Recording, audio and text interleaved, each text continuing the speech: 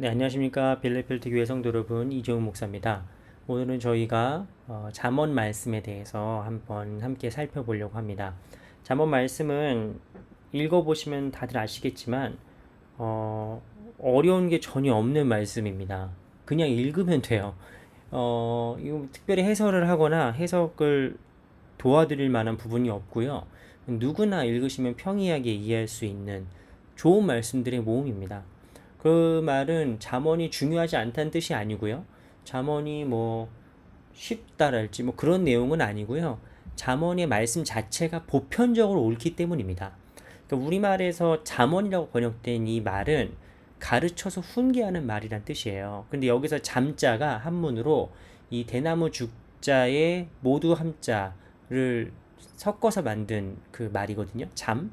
이 잠이라는 말 자체가 어떤 뜻이냐면은 그 대나무 바늘을 뜻한다고 해요. 옛날에. 그러니까 옛날에 우리 조상들이 뭐 옷이 헤어졌거나 옷이 구멍이 났거나 그럴 때 바늘로 꼬매야 되잖아요.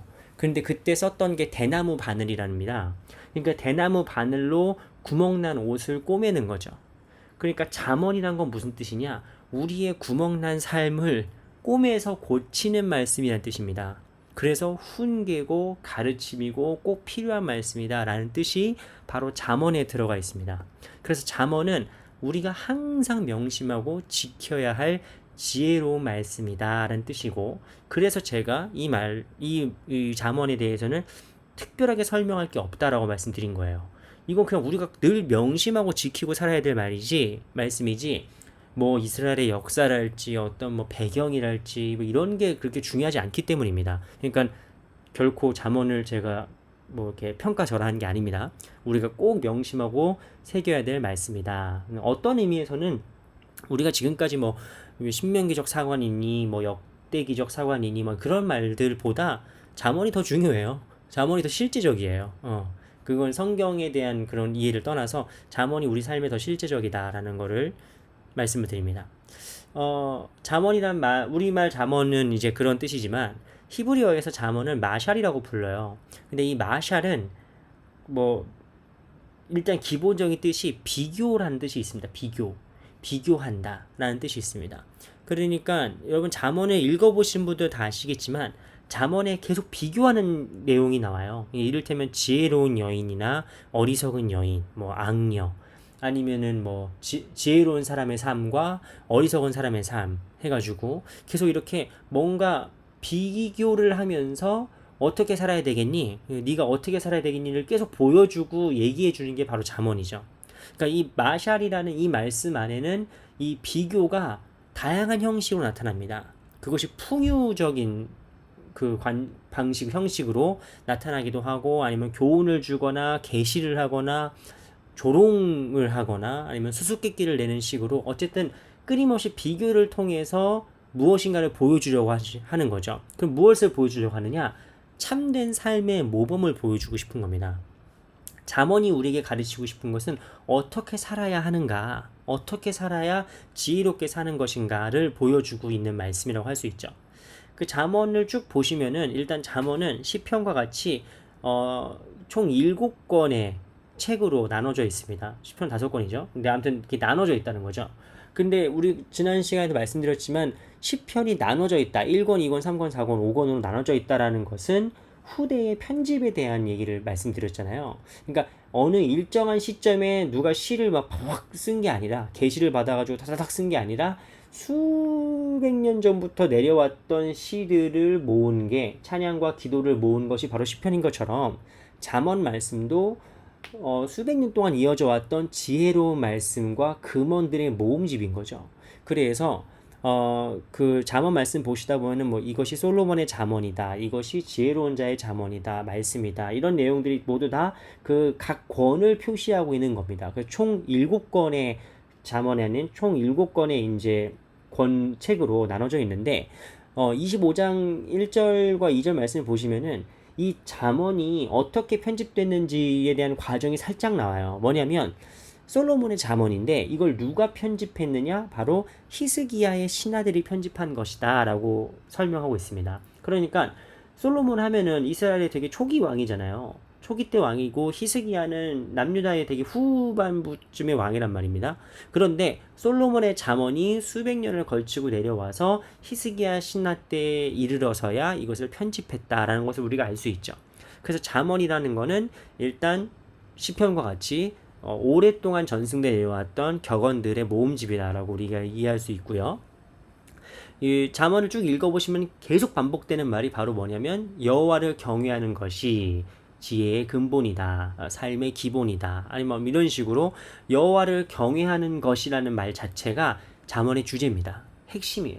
그래서 잠언이 우리에게 보여주고 싶은 지혜가 무엇이냐? 바로 여호와를 경외하는 것이다는 겁니다. 그리고 이제 마지막에 잠언이 현숙한 여인에 대해서 얘기하고 끝나거든요. 이 현숙한 여인은 여호와를 경외하는 여인을 현숙한 여인이다라고 얘기하면서 끝나는데 히브리 성경에서 잠언 다음에 오는 책이 바로 룻기입니다. 그러니까 룻이 성경에서 현숙한 여인이라고 묘사되는데 그 현숙한 여인은 다름 아닌 무엇에 대한 반영이냐면 잠언적인 삶을 살아가는 여자다라는 거죠. 그러니까 잠언적인 삶이란 건 뭐냐? 바로 여호와를 경외하는 삶을 살아간 여자라는 겁니다. 그래서 현숙한 여인에 대한 설명이 잠언에서 쭉 나오고 그 뒤에 룻기에서 그 사람의 모습을 실제로 보여주는 거죠. 그래서 그런 연결 구조를 갖고 있다는 것. 우리 성경 구조랑 좀 다르니까 이렇게 말씀을 드리는 겁니다. 그런데 지난 시간에도 말씀드렸지만 욥기 할 때도 말씀드렸지만 이 지혜 문학이라는 장르가 있어요. 성경에, 구약 성경에. 그래서 이거는 지금까지 우리가 살펴보았던 뭐 모세 오경이랄지 뭐 열왕기 상하 뭐 역대 상하 느헤미야 뭐 이런 것처럼 어떤 예언자적인 역사서와 전혀 다른 책입니다. 그리고 이후에 나올 이제 뭐 이사야, 예레미야, 에스겔 뭐 쭉 나오는 예언서와도 완전히 다른 책이에요. 그러니까 이거는 성경 안에 있는 완전히 다른 장르의 책이라고 이해하시면 됩니다. 그러니까 뭐 욥기, 잠언, 전도서, 아가서 뭐 이런 건요. 그죠? 이 책들 보시면은 되게 생소하실 거예요. 성경에서 왜 이런 얘기가 나오지? 뭐 이게 다른 책들과 너무 성격이 다르니까요. 그래서 이 지혜 문학으로 분류되는 다시 말씀드리지만 욥기, 뭐 잠언, 전도서, 아가서 이렇게 지혜 문학으로 분류되는 책들에는 뭐 아브라함의 믿음이랄지 언약, 하나님의 계시 뭐 이런 게 아예 안 나옵니다. 거의 등장하진 않아요. 그럼 이 책들에서는 어떤 말씀들이 주제로 나오냐면은 바로 훈계, 지혜로움, 명철, 뭐 정의로움, 공평함, 정직함, 분별력 뭐 이런 주제들이 나옵니다. 완전히 다른 그 포커스죠. 그래서 지혜 문학이 우리에게 보여주고 싶은 것은 무엇이냐면은 우리가 어떻게 살 것인가예요. 하나님이 우리를 어떻게 사랑하셨고 뭐 그런 거는 역사서랄지 예언서에 나오고 지혜 문학이 우리한테 가르쳐주고 싶은 거는 우리가 어떻게 살 것이냐는 겁니다. 어떻게 삽니까? 아까 말씀드린 것처럼 여호와를 경외하는 삶을 사는 거죠. 그게 바로 지혜로운 삶이죠. 그리고 지혜 문학의 특징에는 지혜가 인격화돼서 등장합니다. 히브리어에서 지혜는 호크마라고 하는데 이 호크마는 다음 장에서 얘기 드릴게요. 호크마가 인격화돼요. 그래서 지혜로운 여인 그리고 뭐 근데 그건 형용사고 지혜 자체가 사람이 돼서 사람들한테 호소합니다. 누가 나를 찾을 것인가? 이렇게 막 지혜가 사람이 돼가지고 지혜라는 사람 여자 친구들이 참 많은데 그쵸? 그 이름이 예쁘잖아요. 그런데 실제로 지혜가 여성화돼서 쓰여요. 성경에서도. 그런데 우리가 지혜가 사람이 되어서 이렇게 막 얘기하고 있는 걸 보면은 누가 생각나냐면 그리스도인들은 말씀이 육신이 된 게 생각이 납니다. 어디서 많이 본 내용인데 그죠? 바로 예수님께서 태초에 계셨던 그 말씀이 왜냐면 잠언에도 지혜가 어떻게 외치냐면은 내가 천지가 창조될 때도 하나님과 함께 있었고 그래서 그 지혜가 어떤 그 역사들을 했는지 창조 사역에서 어떤 사역을 같이 하나님과 했는지에 대해서 막 설명하는 내용이 나오거든요. 그래서 우리가 이걸 보면서 예수님의 모습이 여기도 등장하네 나타나네 라고 넘어가시면 되겠습니다. 우리는 그렇게 이해하고 물론 막 성서학자들의 논쟁으로 가면 좀 또 복잡해져요. 그런데 우리는 또 그리스도인들이고 또 말씀을 읽는 사람들로서 잠언하면 아까 말씀드렸다시피 이렇게 다른 성경의 다른 책들과는 너무 동떨어져 있는 주제들을 다루거든요. 그래서 우리가 뭐 이거 뭐 그냥 뭐 처세술 책이랑 뭐가 달라라고 이해하고 넘어가기 쉬워요. 열심히 안 읽고 넘어가기 쉽습니다. 그런데 우리가 이 지혜 문학들을 보면서 이 안에 인격화된 지혜를 보면서 말씀이신 예수 그리스도께서 육신을 입고 이 땅에 오신 것처럼 지혜에 대한 모습을 그 지혜의 인격화된 모습 속에서 우리가 예수님의 모습을 좀 이렇게 엿볼 수 있지 않나, 이 정도만 가지고 그 다음 장 넘어가시는 게 어떨까 생각을 합니다. 뭐 그냥 흥미로운 부분이죠. 뭐 중요한 건 아니에요. 자, 그래서 잠언의 주제는, 잠언이 우리에게 말하고 싶은 건 뭐라고 했죠? 지혜로운 삶입니다. 지혜롭게 살라는 거죠. 근데 지혜로운 삶이란 무엇이냐? 잠언이 말한 지혜로운 삶이란 약삭빠르게 자신의 이익이나 그런 걸 취하려고 사는 삶이 아니라 바로 하나님을 경외하는 삶을 살라는 겁니다. 하나님을 경외하는 삶, 즉 하나님을 두려워하고 또 하나님을 공경하고 가까이 하는 삶을 사는 것이 바로 지혜의 근원이다라고 하는 게 잠언의 핵심 주제예요. 그리고 잠언의 전체적으로 보면은 잠언은 통전적인 이해력을 추구합니다. 그게 바로 지혜예요. 지혜는 어떤 한 부분만을 보고 내가 이거 다 알아 이렇게 교만하라는 게 아니라 통전적, 즉 전체를 보는 눈을 길르라는 거예요. 그게 지혜로운 사람이라는 거죠. 지혜로운 사람은 양극단의 것을 취해서 중용의 삶을 살 수 있는 사람입니다. 그래서 정리해서 말하자면 잠언이 우리에게 가르치고 있는 삶이란 무엇이냐? 바로 하나님을 경외하면서 사회 전체를, 내 삶을 전체적으로 이해할 수 있는 넓은 품을 갖고 있는 사람입니다. 그래서 결론은 뭐냐면 정의와 판단력과 공평함을 갖춘 윤리적인 삶을 살아가는 거죠. 하나님의 백성의 삶의 방법은 무엇이냐? 우리의 삶의 목표는 뭐 하나님 나라가 이 땅에 임하고 우리가 하나님 나라 가운데 하나님 나라를 이 땅에 구현하고 또 우리의 가장 종말론적인 궁극적인 비전은 하나님 나라에 우리가 들어가고 참여하고 뭐 이런 것일 수 있죠. 그런데 그것만 강조하게 되면은 이 땅의 삶이 무의미해지게 되는 거예요. 그렇잖아요. 그래서 나는 천국열차 올라타고서 하늘나라 가지요 빵빵 하면서 이제 실제 삶 속에서 어떻게 살아야 되는지가 좀 되게 약해지는 거죠.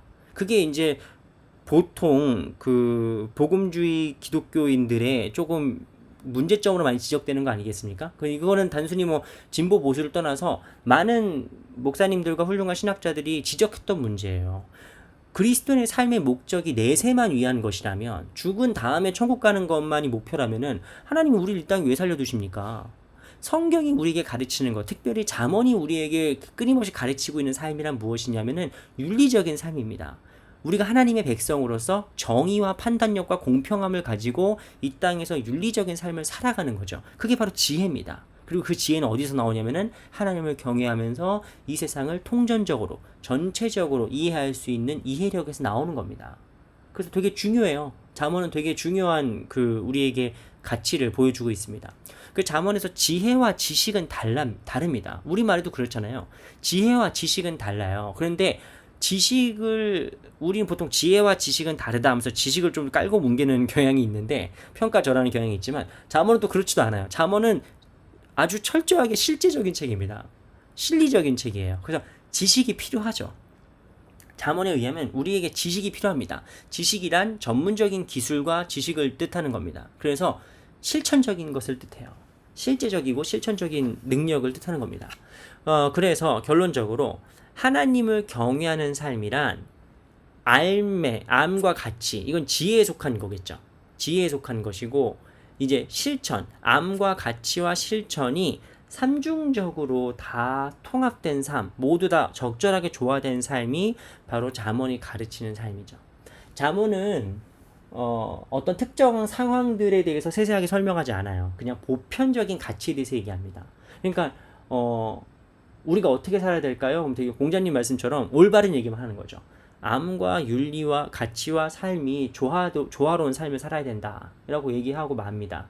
그래서 이후에 나타나는 고난의 문제랄지 뭐 이런 것들은 앞서 살펴본 욥기에도 나오고 등장하고 하는 것처럼, 어쨌든 잠언은 우리에게 그런 가장 중요한 보편 가치들을 보여주면서 이렇게 사는 것이 올바른 삶이다라는 것을 우리에게 가르쳐주고 있다고 우리가 말을 할 수 있습니다. 네, 잠언에 대한 설명은 여기까지 해야 하면은 돼요. 물론 뭐 더 깊게 들어가면은 뭐 다른 고대 근동의 뭐 지혜 문학과의 관계도 막 얘기하는데 그거를 그거는 진짜 조금 성서학하는 사람들이 하는 거고요. 저희는 성경을 읽는 사람들로서 잠언을 읽으면서 우리가 어떻게 살아가야 되는지에 대해서 이렇게 인사이트를 얻고 또 그 잠언 말씀을 우리가 늘 기억하면서 명심하면서 그렇게 살아가는 것 자체가 가장 중요하지 않을까라고 생각을 합니다. 그럼 오늘은 잠언은 여기까지 하고 이제 마치도록 하겠습니다. 네. 말씀 잘 읽고 계시죠? 네. 오늘 여기까지 하고요. 잘 들어주셔서 감사합니다. 네. 그만할게요. 오늘은.